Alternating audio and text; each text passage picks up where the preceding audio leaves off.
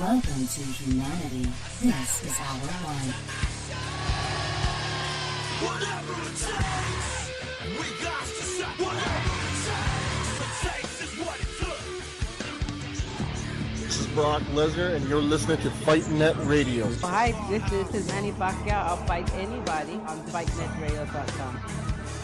But it's a fact. You know what I mean? How dare them even challenge me, these fighters, you know what I mean? You know what I mean? With their primitive boxing skills, you know what I mean? They're as good as dead. Hi everyone, welcome to FightNet Radio. Leon Andrew Labouche. I'm coming to you from beautiful Starbucks in San Diego, California. Undisclosed San Diego location. I'm talking to Andrew Labouche. We're getting ready for the weekend, Andrew. It's quite the event. And of course I'm talking about Miguel Cotto. Sorry, that amused me. Does anybody actually know Miguel Cotto's fighting on Saturday? Yeah, I'm trying to keep it out there, Lee. You don't see too much, though. It's not too much. Boy, is this fight getting shit all over. Yeah, that was De La Hoya's fault. That's his fault. I think he didn't do a good enough job of pumping it up. Matter of fact, we talked about it. He talked about McGregor Mayweather way too much. Oh, yeah, no doubt. And in fact, it's so funny that he's literally doing the first open sparring between Triple G and Canelo on Monday. He's smart enough. He's staying away from it. Yep. He's finally figured it out. I mean, he's basically ruined this fight. And that's a real shame. I mean... And you know what, Lee, before I go any further... Yeah. Cotto might have ruined it for himself when he once again started talking retirement. 2 months ago, or let's say 3 months ago, he's talking retirement. Then he signs with Golden Boy. Then he's talking about fighting until 2018. Goes through one training camp under Golden Boy and is talking retirement again. I don't know which Miguel Cotto it is. Maybe De La Hoya knows something that we don't, Lee. Like he is truly going to step away after this year. And maybe there's no money to invest into Cotto. You know what I'm saying? This is kind of what do we know about well, okay, let's give him the benefit of the doubt. What do we know about Kamegai? Exciting fighter, weak chin. Didn't he's the one who stopped James Kirkland, right? Yeah, he derailed Kirkland's career. That's really what got Kamegai up on the rankings. Has a shot at beating Cotto because of Cotto's age,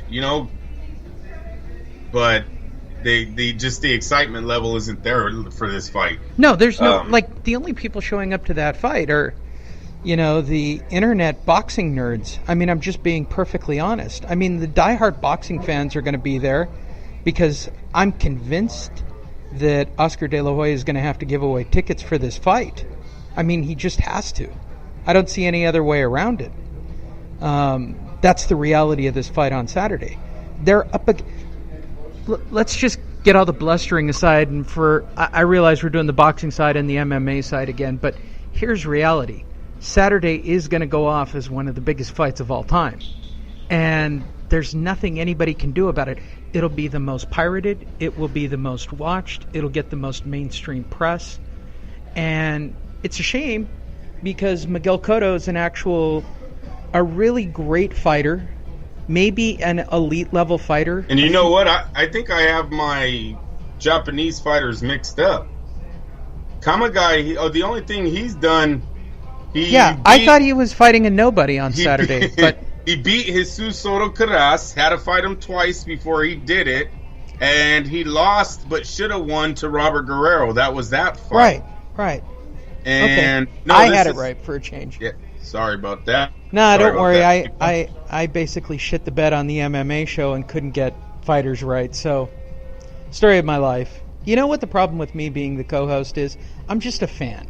I expect you and Bobby to know your shit. And this guy even lost to Alfonso Gomez. Yeah, that's what I thought. I thought that this was a complete joke.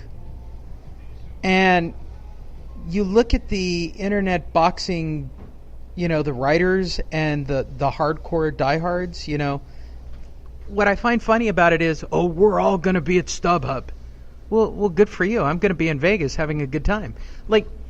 Here's the thing. Do you want to go to the cool kids party or do you want to go to the band party when you're in high school? I mean, it's just a question, Andrew. Are you going to go hang out with the football players, or are you going to go hang out with the band geeks? Which party are you going to? Yeah, no, I hear you. The other one was Ishida. That's the one that beat James Kirkland. TKO'd him. Sorry, it's not Kamegai. It's not Kamegai. No, sir. So nobody's going to invest any value into watching that fight. Not a soul. Okay? Every peripheral boxing fan, every fan on the bubble, everybody is putting eyes somehow in some way either on the live broadcast or on the replay on what happens between Floyd and Conor. That's reality. They are making a killing on the gambling right now, Lee. Yes. I have never heard. No, wait. By the way, you haven't. Did you listen to this week's MMA version? No, sir. No, we have an update. They've literally seen $100,000 chunks being dropped at a time on Floyd going into the fight. Well, yes, we expected that. We're getting closer. As we get closer to the fight, the big guys come out. And there's an update from Bobby Capucci from the MMA site. Big hint for all of you who don't want to listen. If you see the letters MMA in the title, the show's going to be about MMA. If you see the letters if you see hashtag boxing, the show's going to be about boxing. Mm-hmm. If you see BJJ, here's a big tip. It'll be about Brazilian Jiu-Jitsu. I just want to keep everybody up to date who listens to the show. It's like, how did I listen to this shit? Calm down. All right, it's in the title. I'm not trying to screw you guys up. We have a cross audience. I'm just trying to please everybody because I might actually have a sponsor to pay for this show for a change. What's the update? Okay, so according to Bobby, the betting has been so severe laying off on Mayweather that they're dropping they're dropping Floyd. He goes, if Floyd drops another, when they brought in the 8-ounce gloves, they dropped Floyd a little bit, right? To yes, sir. Plus yes. whatever. I heard that. According to Bobby, if he drops another 50 and goes to about a plus 300, I mean a minus 300, did I get that right? Minus 300. He says he's going to jump on him. You know, you have to.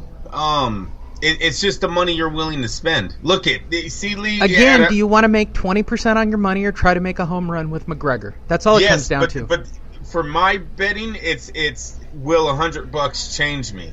You know what I'm saying? Like I'm very close to this, and Bobby's going to have all 125 prop bets on Saturday when we talk about betting for this thing. But I'm telling you the bet, and everybody's going to think I'm batshit crazy when I say it. Okay, the actual bet for that fight. You ready? Oh, I'm ready. Floyd Mayweather by 12-round decision. Oh, fuck me. Come on, Lee. But you know why, right? Lee. I'm sorry. What have the last 6 Floyd fights been? Lee. Wait. All right, we've so seen that's Floyd. Lee's prediction. Has listen Floyd? Here. Oh, listen to me. Oh. I'm trying to hip everybody up to an easy bet. Floyd's going to win the fight. Floyd's going to win the fight by decision. And it'll be an 8-4 decision, like all of his fights are. And then Conor will say that he wants to fight him in the octagon. That's it. That's it. That's what's going to happen on Saturday. The first 4 rounds will be exciting.